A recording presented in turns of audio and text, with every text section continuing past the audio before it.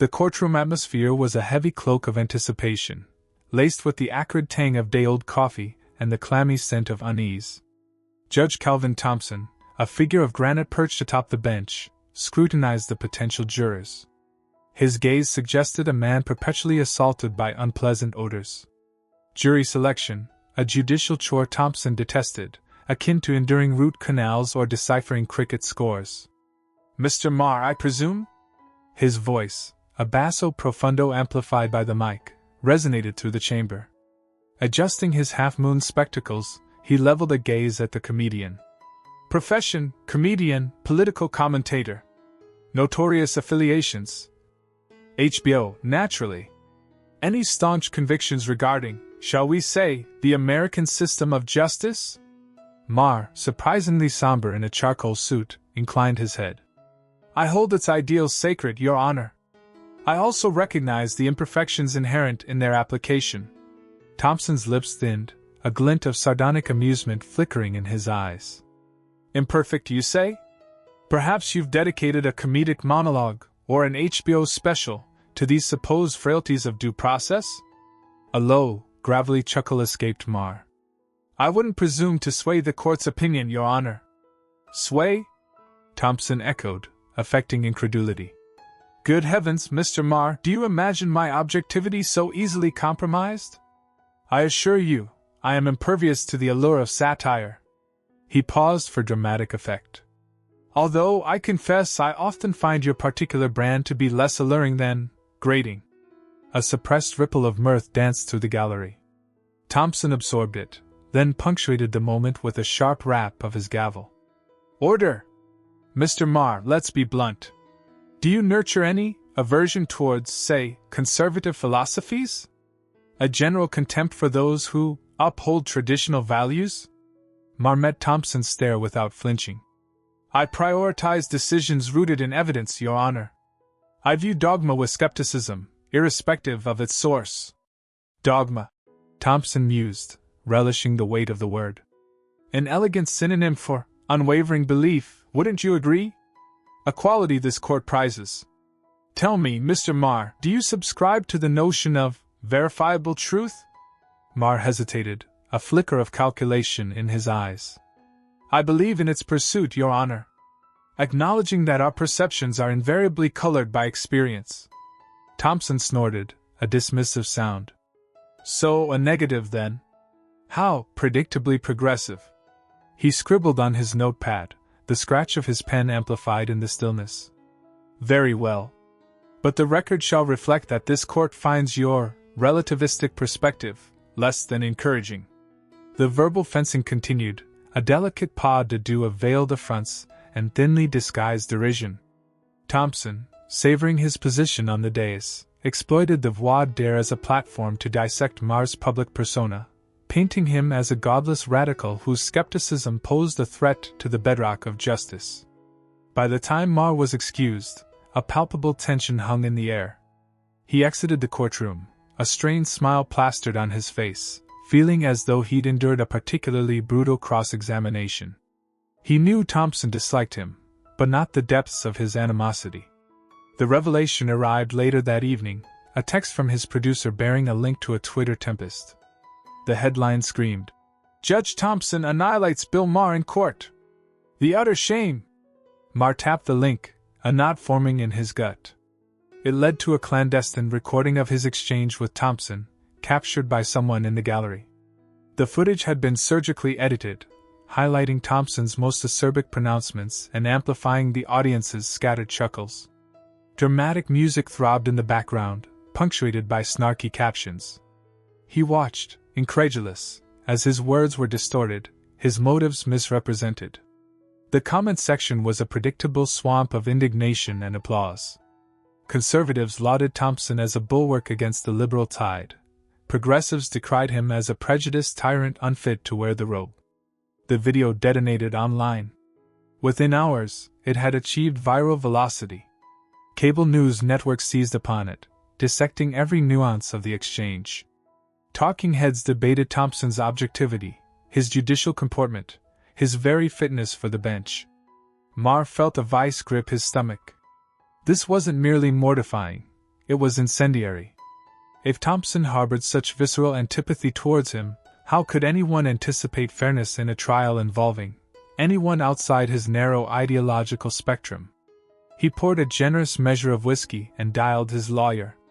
"This is a catastrophe," he said, his voice tight with suppressed fury. "He's tainted the waters. How can we possibly receive impartial justice now?" His lawyer, a seasoned combatant in the legal arena, sighed. "We knew," Thompson leaned, assertive. "But this transcends the acceptable.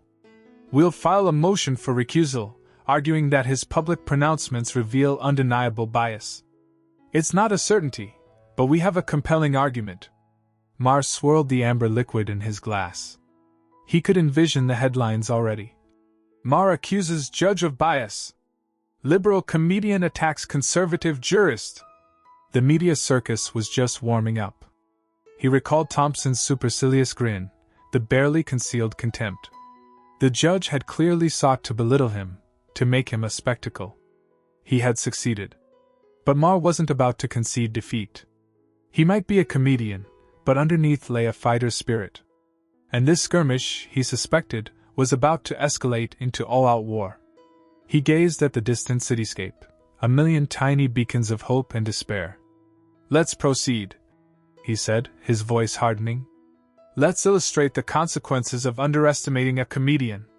Jury duty blues. The butter-colored summons landed with the weight of a curse on Maher's doorstep. Jury duty.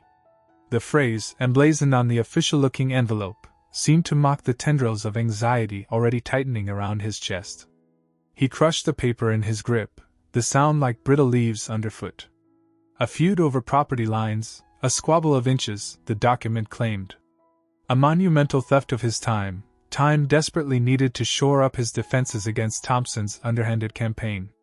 He flung the summons onto the crowded expanse of his mahogany desk, already a battlefield of legal briefs and printouts of damning articles. The media storm showed no sign of dissipating. Pundits pontificated, forums flared. He felt submerged, drowning in a torrent of half-truths and manufactured outrage. His thumb hovered over Adam Levy's speed dial. Was this even worthy of Adam's attention? Jury duty, not an indictment. Yet, the timing reeked of contrivance, of calculated malice. "Adam," he began, voice tight when Levy answered. "Got a snag. Jury summons. Think you can pull some strings?" Levy chuckled. "Bill, your profile precedes you. We can cite undue burden, potential bias, plenty of avenues. Fax me the details." Dawn found Maher in the courthouse's anemic waiting room, amidst a collection of prospective jurors radiating ennui and suppressed anger. He felt their furtive glances, heard whispers like rustling leaves in the corner of the room. He sought refuge in the pages of the Wall Street Journal, but the print blurred, indecipherable. His nerves were too tightly strung, his mind focused on the shadowy adversary he felt closing in. At last, his name echoed through the room. He entered the courtroom, steeling himself.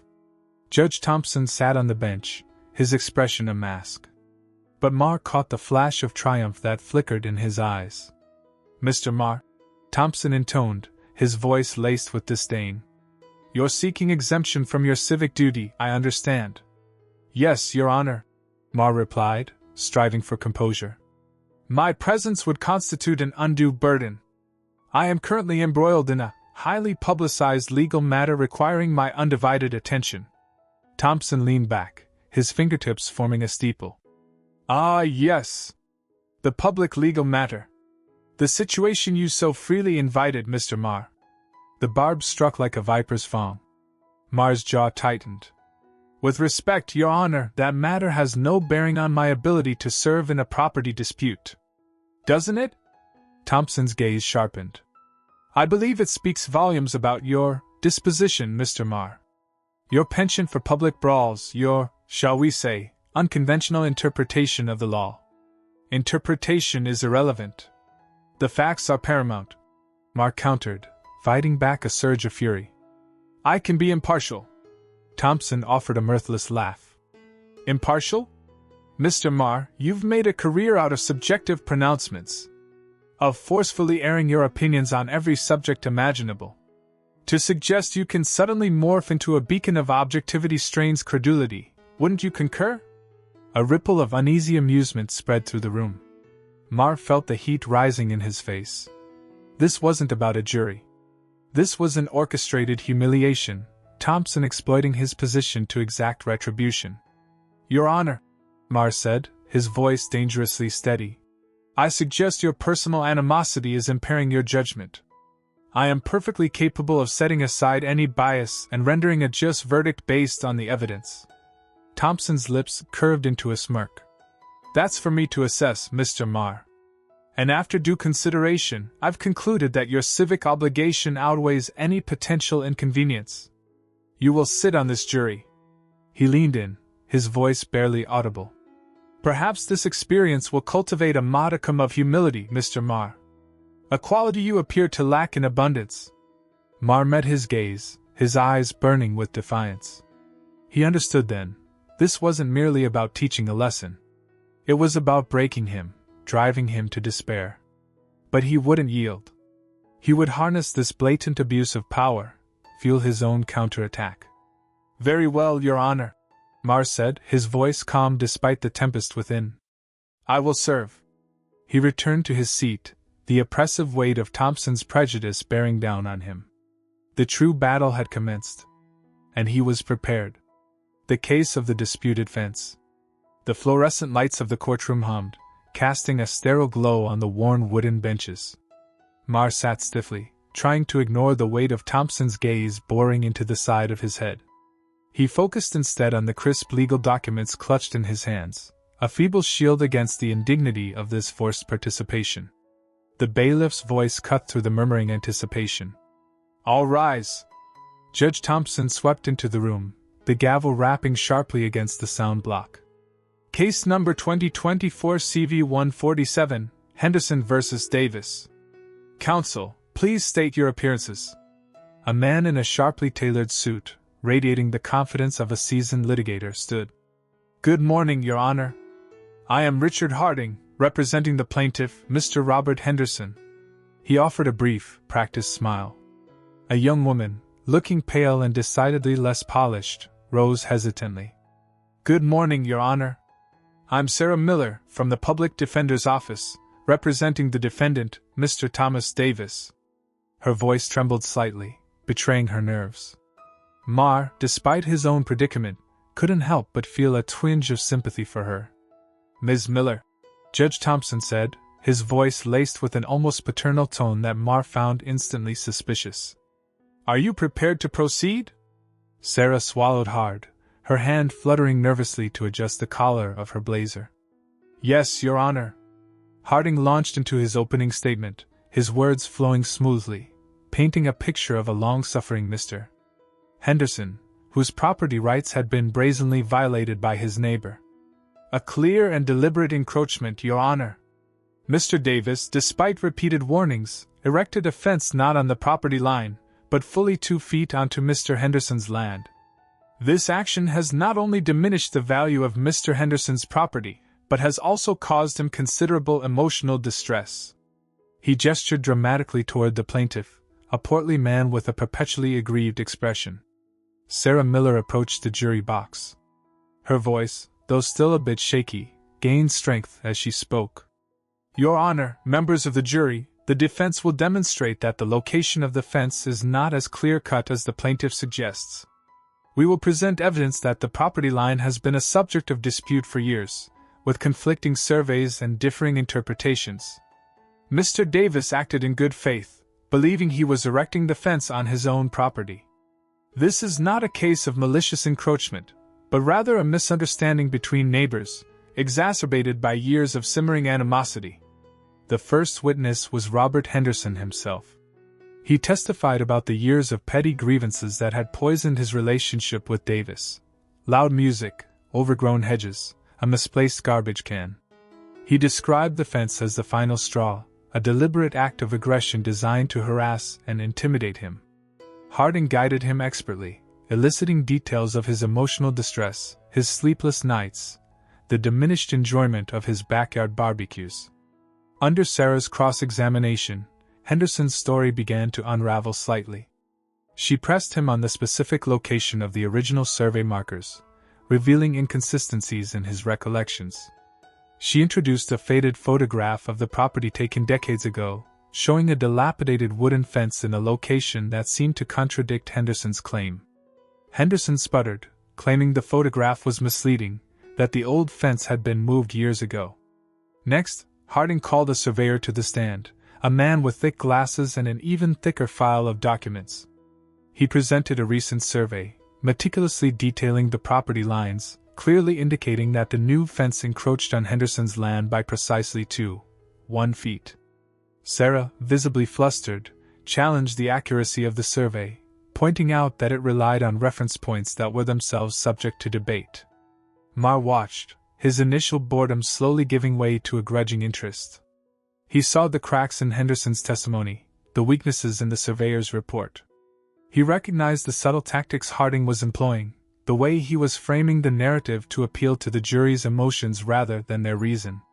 He also noticed Sarah Miller's earnestness, her diligent efforts to defend her client despite her obvious lack of experience. She was like a small boat battling a powerful tide, struggling to stay afloat. He leaned forward, his gaze fixed on the proceedings, a flicker of something akin to professional curiosity igniting within him. He began to analyze the evidence, dissect the arguments, identifying the points of law that could be challenged, the precedents that could be invoked.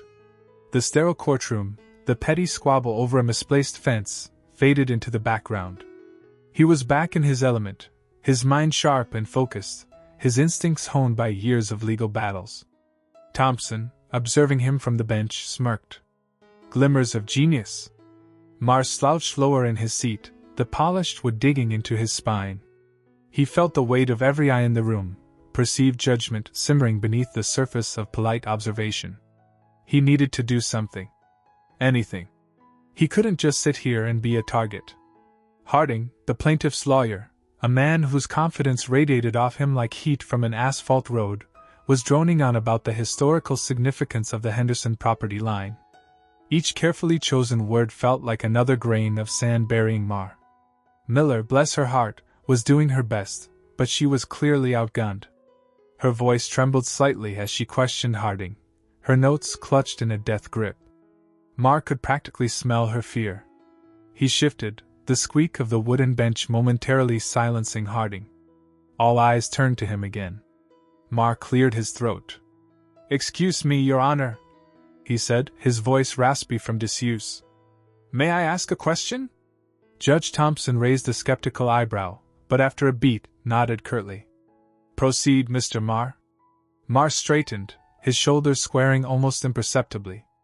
"Mr. Harding," he began, his gaze fixed on the lawyer.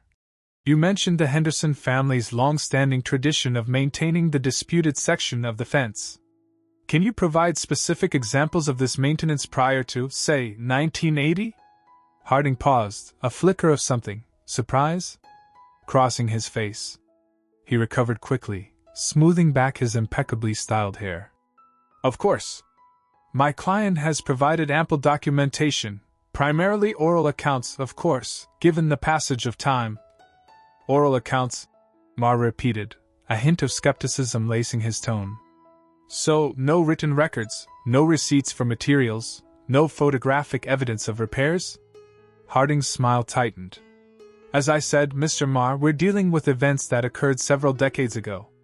Documentation can be challenging." Maher leaned forward slightly. "Challenging, yes.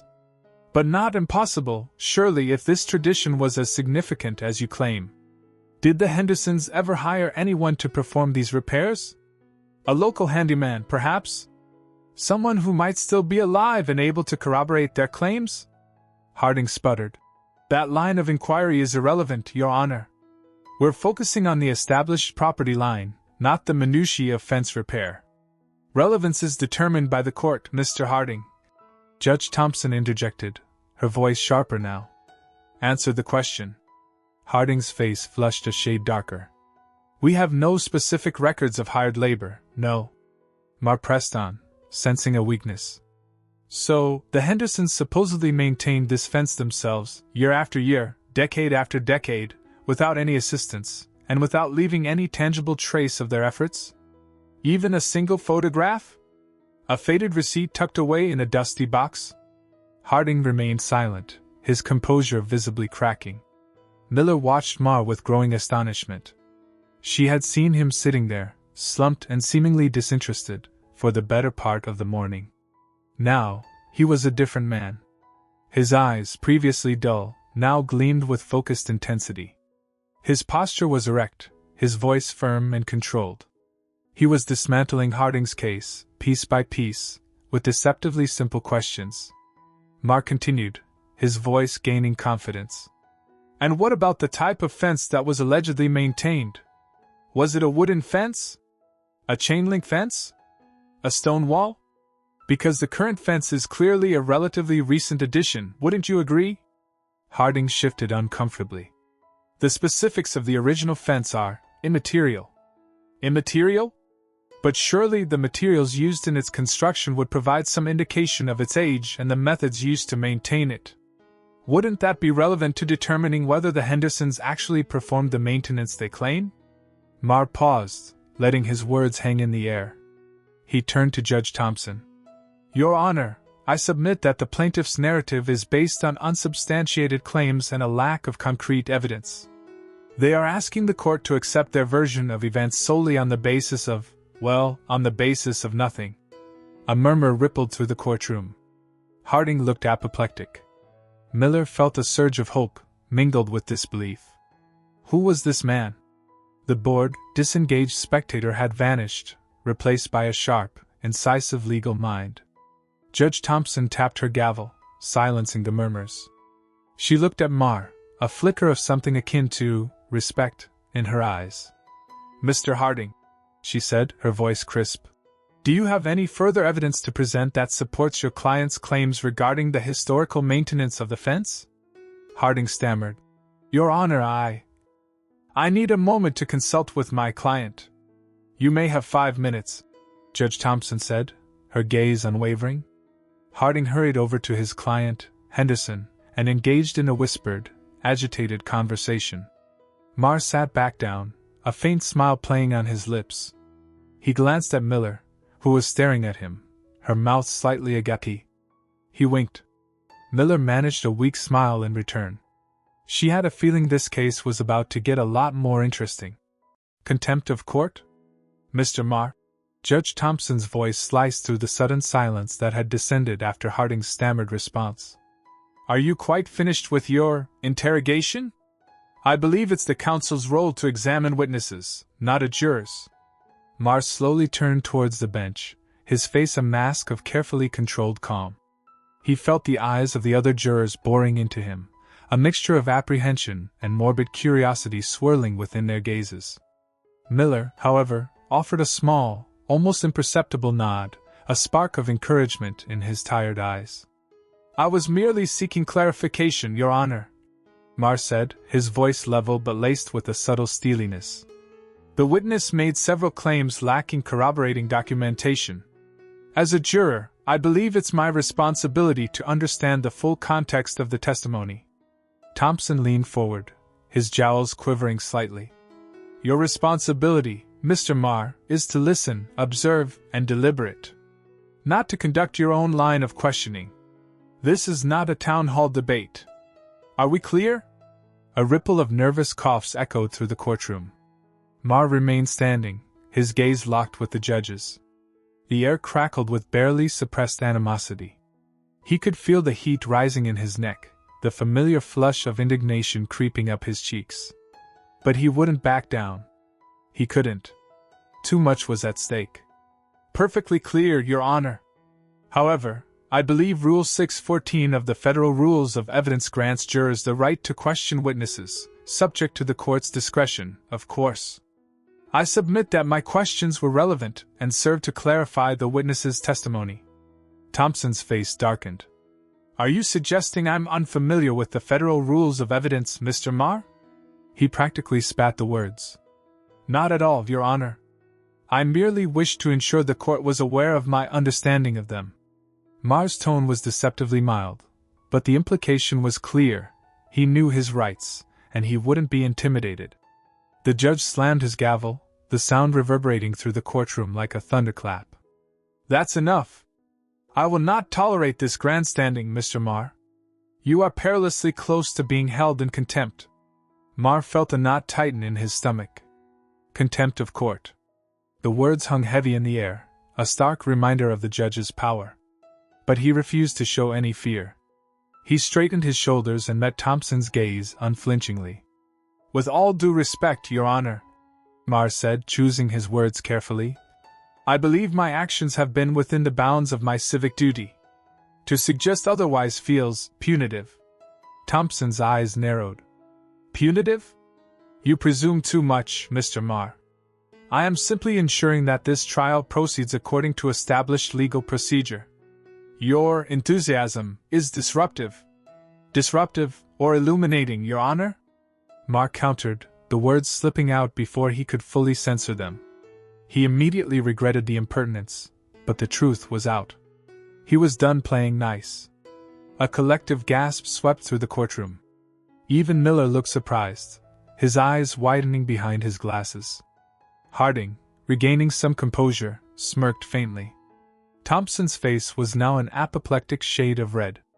Mr. Maher, I am warning you. One more outburst like that, and I will not hesitate to remove you from this jury. Do you understand? Maher stood his ground. I understand, Your Honor.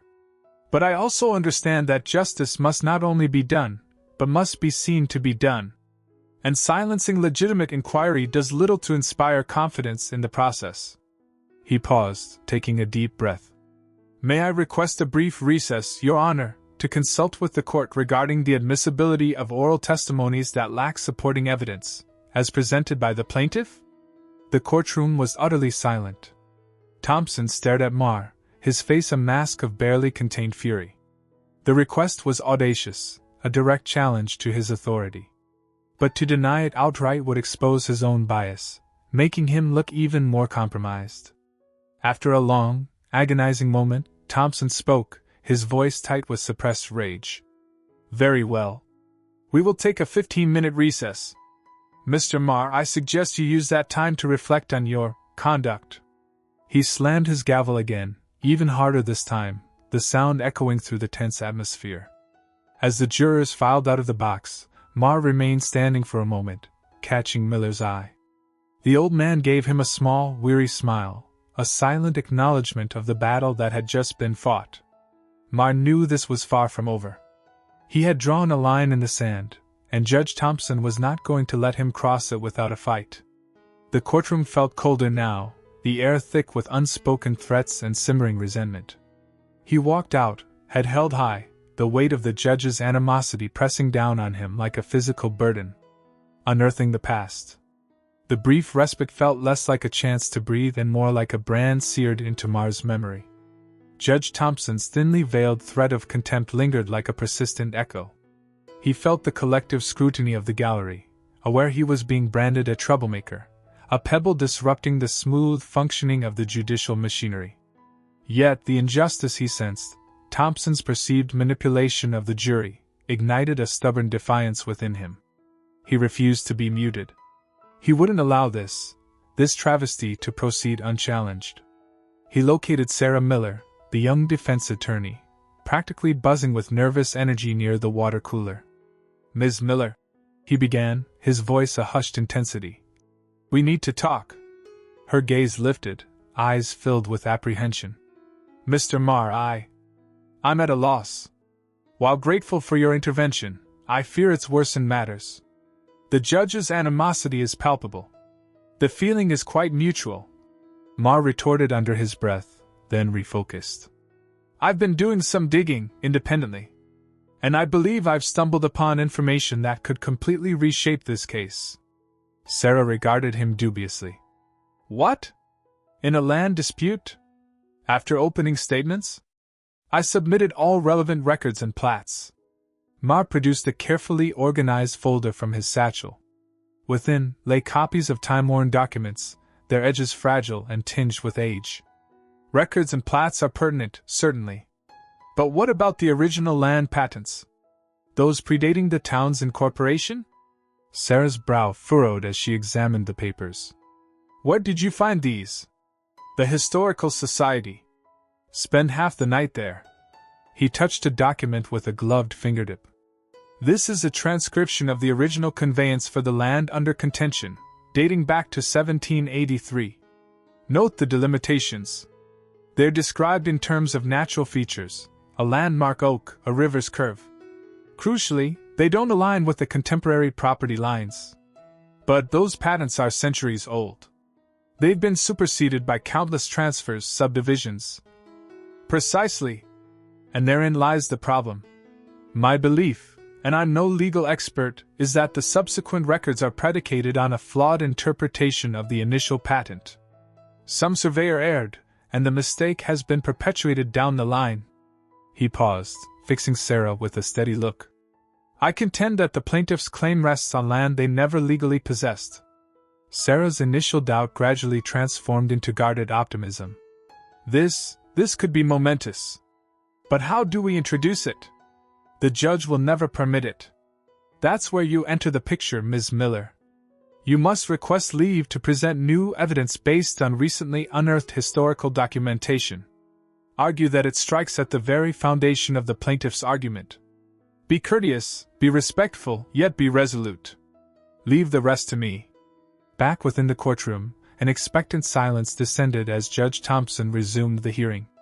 Sarah stood, her voice wavering slightly. Your Honor, with utmost respect, I request permission to introduce newly discovered evidence. During the adjournment, I acquired historical documents that I believe are vital to understanding the original land patent and the justification of the plaintiff's case. Judge Thompson's eyebrow arched skeptically. New evidence, Ms. Miller? At this juncture? What is the nature of this evidence?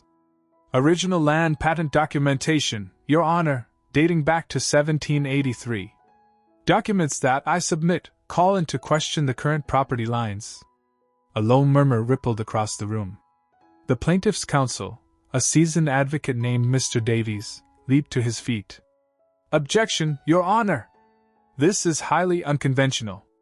The defense has had ample opportunity for discovery. This is merely a dilatory tactic. Overruled, Mr. Davies, Thompson stated, his tone curt. He seemed intrigued despite his reservations. Ms. Miller, establish the foundation for this evidence. Sarah, visibly summoning her resolve, began presenting the documents, elaborating meticulously on their origin and import. Maher watched intently, his pulse drumming in his ears. This was the pivotal moment. Mr. Davies, recovering from his initial surprise, began bombarding Sarah with objections, challenging the authenticity and relevance of the papers. But Sarah, bolstered by Maher's painstaking research, deflected his volleys with surprising adroitness. At last, after what seemed an age, Sarah concluded her presentation. Judge Thompson turned to Mr. Davies. Your response, Mr. Davies? Davies, his face reddened, stammered. Your Honor, I require time to examine these documents. To consult with land surveyors and historians. The courtroom held its breath, every eye glued to Judge Thompson. He paused, a flicker of something indecipherable in his gaze. Finally, he pronounced, This court will stand in recess until tomorrow morning. Mr. Davies, I expect a comprehensive rebuttal at that time. As the jury departed, Maher experienced a wave of something akin to jubilation. He had stirred the pot, disrupted the carefully crafted narrative. He had exhumed the past, and by doing so, he had potentially reshaped the trajectory of this case. Yet he understood this was merely the prelude. Tomorrow, the true conflict would commence. Media frenzy. The recess offered no respite, feeling more like the tense prelude to a downpour. Maher emerged from the courtroom into a maelstrom. A swarm of reporters clogged the courthouse steps, their microphones extended aggressively. Brief, searing bursts of camera flashes assaulted his vision. He'd been unprepared for this onslaught, hadn't sought it. Mr. Maher! Comment on the historical documents! A voice strained above the clamor. Mr. Maher, did you truly unearth evidence that could nullify the town charter? Another shrieked, pen flying across paper. He forced his way through, ignoring the barrage of questions, his expression set. He felt naked under the scrutiny, every imperfection magnified. Sarah Miller, justice itself, seemed secondary now. This was about him, Bill Maher, the comedian turned interloper, sticking his nose into places it didn't belong. In the relatively hushed atmosphere of the courthouse cafeteria, he found sanctuary in a corner, purchasing a weak coffee. His phone buzzed incessantly. Notifications screamed from the screen. Comedian stirs legal pot with historical find, Maher's research throws property dispute into disarray, is Thompson's objectivity compromised? He navigated the digital landscape of Twitter. Hashtag Maher vs. Thompson dominated the trending topics. Memes already proliferated, Judge Thompson wielding a gavel crafted from dollar bills, Maher portrayed as a modern-day Paul Revere. The commentary bifurcated sharply, accolades for his daring and sharp legal mind, or vitriolic accusations of showboating and publicity-seeking. He located a CNN News segment. A legal expert weighed in. "It's certainly unorthodox for a juror to intervene so proactively," the analyst observed. "However, Mr. Maher's involvement may be justified by a genuine belief in injustice. These land patents, if substantiated and correctly interpreted, could very well undermine the plaintiff's case. The judge's seeming disregard for this evidence is, at the very least, cause for concern." He killed the phone screen, its dark surface mirroring his own worried features. He was a comedian, not a barrister. He delivered jokes, challenged norms, never intending to be caught in this legal quagmire, especially one bathed in such intense public light. Back in his chambers, Judge Thompson stalked the floor like a restless predator. His clerk, Margaret, lingered by the doorway, apprehension etched on her face. "What are the updated figures, Margaret?" he snapped, color rising in his cheeks. "The online petition demanding your recusal has exceeded 50,000 signatures, Your Honor," she reported, her voice barely audible. "And the local news is devoting a segment to the land patents this evening." Thompson slammed his fist onto the mahogany desk. "That meddling Maher! He's transformed my courtroom into a spectacle. A full-blown media spectacle." He snatched up his phone and punched in a number. "Harold Calvin here. We have a situation. A serious one. The media is fixated on this Maher nonsense. They're portraying me as some sort of villain. I need you to act. Immediately. Unearth something, anything to discredit him. Delve into his past. I don't care what it takes, just make him disappear." He terminated the call with a jarring thud, his breathing labored. The carefully curated persona he had cultivated for years was disintegrating, all because of a comedian with a knack for unearthed documents. The afternoon session crackled with an even more palpable tension than before. Thompson's face was an unreadable mask, barely containing his fury. He addressed Maher directly, his words laced with thinly disguised scorn. "Mr. Maher," he enunciated, his gaze sharp and cutting. "While I recognize your enthusiasm, I must remind you of your role as a juror, not an advocate. Your responsibility is to evaluate the evidence presented and deliver a verdict predicated on that evidence, not to embark on unauthorized independent investigations." Maher returned his stare unflinchingly. "With all due respect, Your Honor," he countered, his tone composed yet resolute. "I firmly believe I possess a civic responsibility to ensure that justice prevails. And if fulfilling that duty necessitates uncovering suppressed or overlooked evidence, then I shall do so." Thompson emitted a harsh, dismissive sound. "Justice? You presume to know what constitutes justice? You're a comedian, Mr. Maher. Your métier is to elicit laughter, not to interfere in legal matters you demonstrably misunderstand." "Perhaps, Your Honor," Maher responded, a subtle smile gracing his lips. "But occasionally it requires an outsider's perspective to perceive the truths that insiders have become blind to." A collective intake of breath rippled through the courtroom. The reporters scribbled furiously, capturing every nuance. The atmospheric pressure in the room increased markedly. Thompson's face deepened to crimson. He recognized that he was relinquishing control, not merely of the trial, but of the prevailing narrative. He could feel the weight of the world's gaze upon him, dissecting his actions.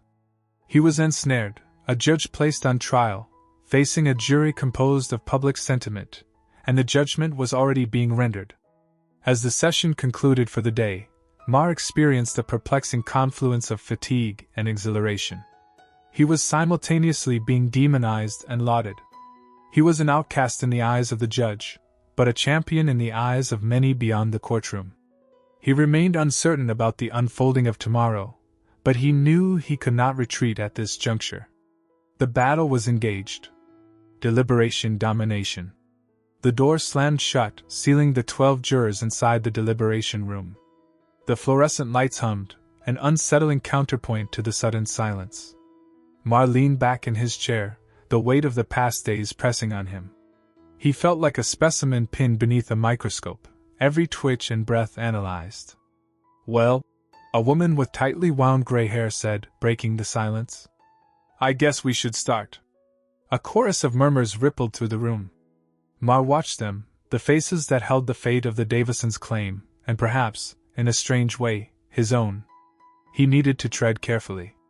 He couldn't bulldoze his way through this. He had to lead them, not dictate. "Where do we even begin?" a young man with a nervous tic asked, fiddling with his pen. Maher sighed inwardly.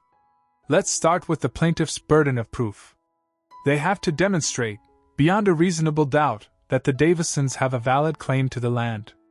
The woman with gray hair, whose name tag read Ethel, interjected. "But the judge said." "The judge gave instructions," Maher corrected gently. "It's our job to interpret those instructions in light of the evidence presented." He paused, letting the weight of his words sink in. Did the Davisons provide irrefutable evidence of their claim? Or did they rely on assumptions and outdated maps? He watched their faces. Doubt flickered in some eyes. Ethel, however, remained unconvinced. "The maps showed." "The maps were inconsistent, Ethel," Maher countered, his voice calm but firm. "They conflicted with each other and with the historical record. We saw the documents we examined. Documents the Davisons conveniently overlooked." He resisted the urge to say "I" too many times. He didn't want to appear self-serving. He proceeded to dissect the plaintiff's case, point by point. The inconsistencies in the Davisons' witnesses' testimonies. The dubious chain of ownership. The glaring omission of the crucial historical documents. With each carefully articulated argument, he saw the jurors' skepticism slowly eroding. Sarah Miller, who had been largely silent during the trial, sat near the window, her gaze fixed on Maher. She hadn't spoken much in the courtroom, seemingly content to observe. Now she watched, a faint glimmer of hope flickering in her eyes. She saw him not as a celebrity, not as a troublemaker, but as a man fighting for what he believed was right. The quiet dignity he displayed now was a stark contrast to the media's portrayal of him as a bombastic provocateur. "But what about the judge's instructions regarding adverse possession?" a burly man with calloused hands asked, scratching his beard. "Adverse possession requires continuous, open, and notorious use of the property," Maher explained patiently. "Did the Davisons meet that standard? The evidence suggests they occasionally used a small portion of the land for grazing. That hardly constitutes continuous or notorious use. And it certainly doesn't outweigh the historical ownership records." Hours passed. The air in the room grew thick with tension and the scent of stale coffee. Maher didn't dominate the conversation, but he guided it, nudging the jurors towards the truth with logic and reason. He presented alternative interpretations of the evidence, highlighted inconsistencies in the Davisons' claims, and patiently addressed every doubt and concern. Ethel, the last holdout, finally relented. I suppose you have a point," she conceded, her voice grudging. "Those documents, they were pretty damning." A collective sigh of relief swept through the room. The nervous young man finally stopped fidgeting with his pen. The burly man nodded in agreement. The tide had turned. Sarah Miller felt a surge of hope, a lightness she hadn't felt since this whole ordeal began. She saw the truth taking root, nurtured by Maher's unwavering commitment. Justice, perhaps, wasn't entirely blind after all. As the jurors moved towards a consensus, Maher leaned back, exhaustion etched on his face. He had won this battle, but the war was far from over. He knew Judge Thompson wouldn't let this go easily. He had poked the bear, and he had a feeling the bear was about to strike back with full force. Verdict and vengeance. The foreman, a retired schoolteacher named Mrs. Henderson, stood, clutching the verdict form as if it were a fragile bird. The courtroom held its breath. Even the low hum of the fluorescent lights seemed to quiet in anticipation. Judge Thompson, perched on his elevated throne, leaned forward, a smug glint still flickering in his eyes. He expected a coronation, not a challenge. "Has the jury reached a verdict?" he asked, his voice booming with rehearsed authority. Mrs. Henderson swallowed hard, her gaze briefly meeting Maher's. He offered a slight, almost imperceptible nod of encouragement. "Yes, Your Honor, we have." The air crackled. Mrs. Henderson unfolded the paper, her hands trembling slightly. "In the matter of Davison versus Harding, we find in favor of the defendant, Mr. Harding." A collective gasp swept through the courtroom. The Davisons' lawyers looked like they'd been struck by lightning. Their faces, previously radiating confidence, were now contorted in disbelief. Old man Davison, his face a roadmap of wrinkles carved by years of entitlement, sputtered, his cane clattering against the polished floor. But it was Judge Thompson's reaction that was truly mesmerizing. His face, previously flushed with a self-satisfied crimson, drained to a sickly gray. His jaw slackened, his eyes widened behind his thick-rimmed glasses, and for a moment, he appeared utterly speechless. The gavel, usually so readily in his hand, remained motionless on the bench. The silence stretched, thick and heavy, punctuated only by Davison's increasingly agitated coughs. Finally, Thompson found his voice, though it was a pale imitation of its earlier resonance. You find for the defendant?" Mrs. Henderson, surprisingly steady now, met his gaze directly. "Yes, Your Honor." "Unanimously." Thompson's lips tightened into a thin, bloodless line. He looked at the jury, his expression a mixture of outrage and bewilderment, then his eyes landed, inevitably, on Maher. There was no mistaking the venomous glare. Maher met it squarely, his face somber but resolute. He knew this victory had come at a price. He was now firmly in Thompson's crosshairs. "The verdict will be recorded," Thompson finally managed, his voice laced with barely suppressed fury. He banged the gavel, a hollow sound that did little to mask his humiliation. "Court is adjourned." The courtroom erupted in a cacophony of noise. Reporters surged forward, notebooks and microphones thrust in the direction of the jury. The Davisons, surrounded by their lawyers, were already engaged in a furious, hushed argument. Sarah Miller, her face radiant, rushed towards Harding, throwing her arms around him in a joyful embrace. "You did it! We did it!" Harding, usually reserved, allowed himself a genuine smile, his eyes sparkling with relief. Maher stood back, allowing them their moment. He felt a strange mix of satisfaction and apprehension. He had upheld the principles of justice, but he had also made a powerful enemy. He watched as Sarah disengaged from the embrace and walked towards him, her smile bright. "Thank you, Bill," she said, her voice filled with gratitude. "I don't know how we would have done it without you." "It was the right thing to do," Maher replied, his gaze sweeping the room, lingering briefly on Judge Thompson, who was now retreating through a side door, his face a mask of barely controlled rage. "But this isn't over." "What do you mean?" Sarah asked, her brow furrowing. "Thompson won't let this go. He's not used to being challenged, especially not in his own courtroom. He'll find a way to retaliate. You can be sure of it." Harding joined them, his face etched with concern. "What can he do?" Maher sighed. "He has a lot of power. He could try to discredit me, question my motives, even attempt to bring some kind of sanction against me. This isn't just about the property dispute anymore. It's about his authority, and I just publicly undermined it." Sarah placed a hand on Maher's arm, her touch surprisingly firm. "We won't let him. We'll fight him. We'll get the media involved. The truth is on our side." Maher looked at her, touched by her unwavering support. He knew she was right. He couldn't back down now. He had ignited a fire, and he had to see it through, no matter the cost. "Then let's get ready for a fight," he said, his voice hardening with determination. "Because I have a feeling Judge Thompson is just getting started." The cameras flashed as Maher and Sarah left the courthouse, a gauntlet of reporters eager for a sound bite. The weight of the attention was heavy, but Maher walked tall, his head held high. He knew he had upset the established order, challenged the status quo. And he was ready for the consequences. Beyond the courtroom. The courtroom doors sealed behind Bill Maher, yet the verdict's echo vibrated within his core. Harding's tearful gratitude and Sarah's thankful smile offered brief warmth against a deep-seated chill. With a certainty beyond mere feeling, he understood Judge Thompson wouldn't swallow this defeat. More than a legal setback, it was a pointed personal offense.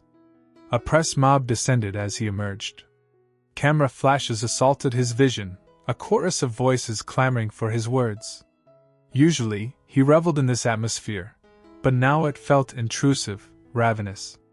He navigated the throng, offering brief, precise answers, acutely conscious that any phrase could be twisted, used against him. "Mr. Maher, your reaction to the verdict?" "Justice was served," he stated simply, offering no further comment. "Do you believe Judge Thompson acted impartially?" He hesitated, a spark of defiance flickering in his gaze. The evidence presented itself. The jury listened carefully. That's all that mattered. He knew it was evasion, but he couldn't risk being drawn in. He needed to master the narrative, to leverage this sudden notoriety to illuminate the system's flaws. Over the next few days, he selected his interviews, bypassing tabloid press for more esteemed news outlets. He spoke with an uncharacteristic eloquence, less about his personal victory and more about judicial accountability and the necessity of an unbiased jury system. Citing statistics, legal precedent, and even philosophical arguments, he surprised viewers with his sudden gravity. He was no longer just a comedian, he was a concerned citizen with a valid grievance and a platform to voice it. "The justice system is meant to be unbiased," he asserted on one broadcast, his voice earnest, absent its familiar cutting humor. "Yet sometimes the scales tip. Sometimes authority corrupts. We must ensure that judges adhere to the highest ethical standards, that their prejudices don't influence their judgments." He trod carefully. He had to avoid seeming vengeful, lest this appear solely about his personal quarrel with Thompson. It had to center on principle, on fairness. Returning to the stage felt strange. The accustomed roar of the crowd, the glaring lights, the expectant faces, usually a source of energy. Now a somber undercurrent lingered. He couldn't dismiss what had transpired, couldn't pretend it was merely another joke ingredient. He opened with a self-mocking bit about jury duty, portraying himself as a reluctant player, dragged kicking and screaming into the legal arena. The audience howled with laughter. Then he pivoted. "You know," he began, his voice deepening, "I took away a lesson in that courtroom. Law isn't always about right versus wrong. Sometimes it's about influence. Sometimes it's about who wields the biggest hammer." He launched into the legal system's absurdities, spicing his jokes with actual legal terms and the insider knowledge the trial had afforded him. He touched on voir dire, on circumstantial evidence, on presumed innocence. He made it amusing, yet grounded in reality. "They say justice is blind," he quipped, adjusting his glasses. "But I think she requires a seeing-eyed dog, and perhaps a skilled attorney." The audience lapped it up. They weren't merely laughing at his jokes, they were laughing alongside him, at the overall ridiculousness of it. He was leveraging his platform to speak truth to power, to expose the cracks in a system supposedly designed to protect them. Back in his private space, Judge Thompson sat alone, the glow from the television screen casting a light on his face. He observed Maher's performance, his countenance a rigid mask of suppressed wrath. The comedian was swaying public opinion against him, depicting him as a scoundrel, a despot. He picked up a scotch, the ice chinking musically as he swirled the golden liquid. He'd misjudged Maher. He'd seen him as a cosseted celebrity, out of his depth in the real world. He believed he could be readily cowed, easily disregarded. He was mistaken. Thompson's reputation, diligently crafted for decades, was starting to unravel. Whispers regarding his partiality, his temper, past lapses in judgment, were beginning to spread. The Harding case had sprung open a can of worms, and he was now struggling to contain the damage.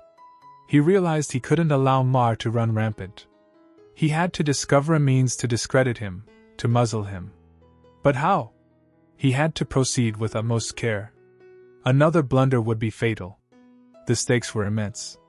His profession, his legacy, all he had striven for, was hanging by a thread. He raised his glass, a somber smile twitching on his lips. The contest was far from resolved. It had merely entered a newer, more hazardous stage. He knew it was time to counterattack, and he was determined to prevail. Whatever the cost.